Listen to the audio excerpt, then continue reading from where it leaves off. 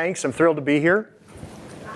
So MAUI is a ultrasound-based imaging system that is unique in many ways. First and foremost, it can see through and around bone and other barriers, which no other ultrasound can come close to doing. The probe looks like this, looks like a standard ultrasound, a little larger than typically. And then the processing unit is shown over here. It's about the size of a toolbox. We send out energy and receive about the same amount of energy that typical ultrasound does, but the similarities stop there. We require a significant more processing power to do what we do, and it wasn't possible until some of the fastest GPUs started becoming available just a few years ago. Our GPUs are available, though. They're not the ones that are in data centers. So what really differentiates us, though, is what we can do with it. And if you want to know more about the physics, there's over 100 patents. I can talk to you about that later. It's the differentiating use cases and the market size that I want to focus on. So we can image around bone, so what? Well, that opens up a whole series of opportunities for us with specific use cases that no one else can do. And I'm going to show you a few of those. And then it also creates an AI opportunity. So we're collecting about 1,000 times more raw data than a typical ultrasound. So we can drive both remote analysis of that and AI in order to create brand new images, an unlimited number of slices, more attuned to CT. So we've got two beachheads that we'll start with. We'll ultimately be all things to all people in ultrasound, but we need two places to start. And the trauma space and interventional radiology are the two places we're going to start. We already have an initial $4 million contract in trauma after only being FDA cleared for a few months. So in trauma, there's three specific sort of top tier areas that are most important. First is imaging into the cranial vault. Second, we can image into the lung. Third is long bones. So in the cranial area, if you place the probe basically here over the temporal bone, you can see tissue. There's no comparative image for traditional ultrasound that I can show you because they're going to see just 1 or 2 centimeters deep, and then it's going to be blacked out after that. If we literally zoom in this next image, you are seeing more the full cranial vault here. And so we're seeing the left hemisphere, the right hemisphere. You're seeing the midline there, or the filix cerebri. And if there were a midline shift, so if there were a lesion or hematoma creating pressure, which is a very urgent issue, we're told we would see it. We're about to start a clinical study, funded clinical study by the US military at University of Maryland, where we'll be able to prove this. We have a high degree of confidence. But even just being able to image and see a hematoma is a significant step for us. So this is not something anyone else can do.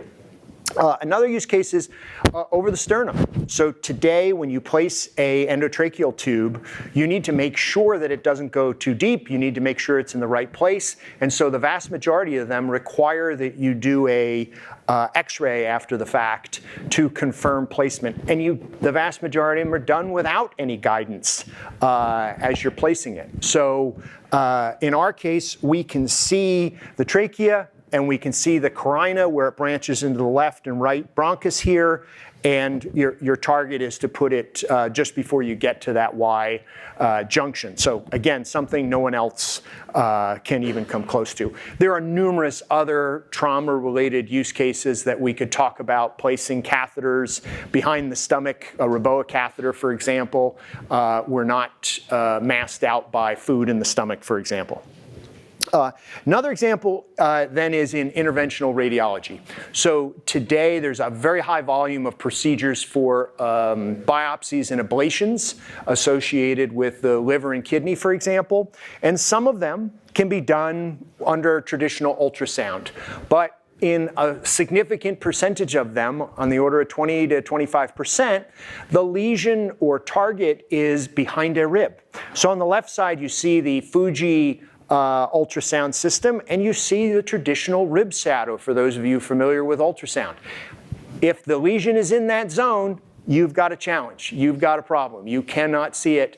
And so what happens? There has to be a CT machine next to the interventional radiology suite that they can wheel that into, place fiducials. Oftentimes it's 2 to 3 times back and forth to get these snapshots.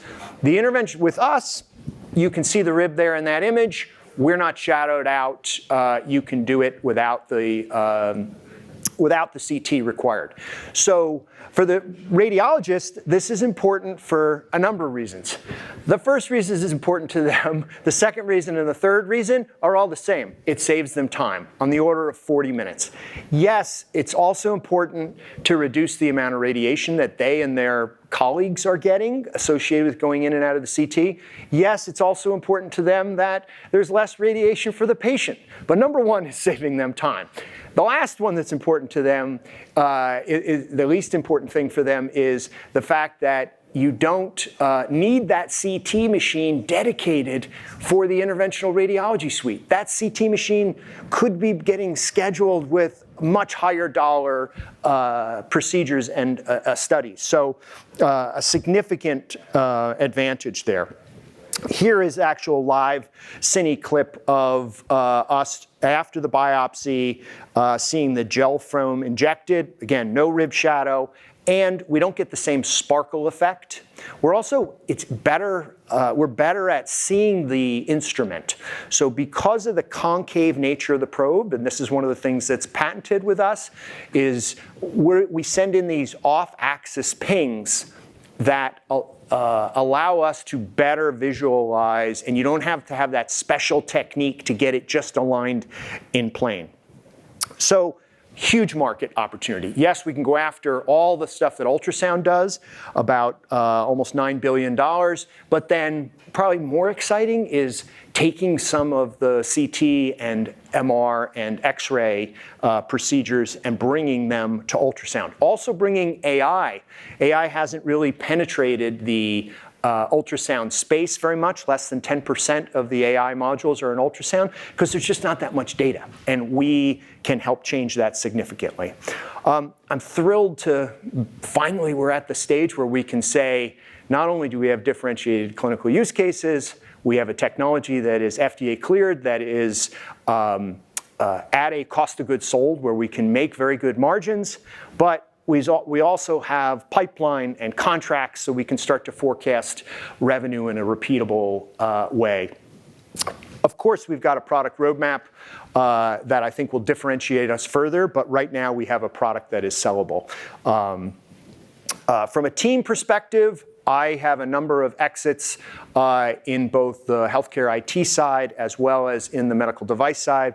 Dave Speck, the founder, comes out of the Air Force Academy, was in the Air Force, trained, and then went into management consulting and is an excellent leader. He's also, very much a visionary in medical imaging and understands and can advocate for the physics associated with this, and I think is a great overall leader.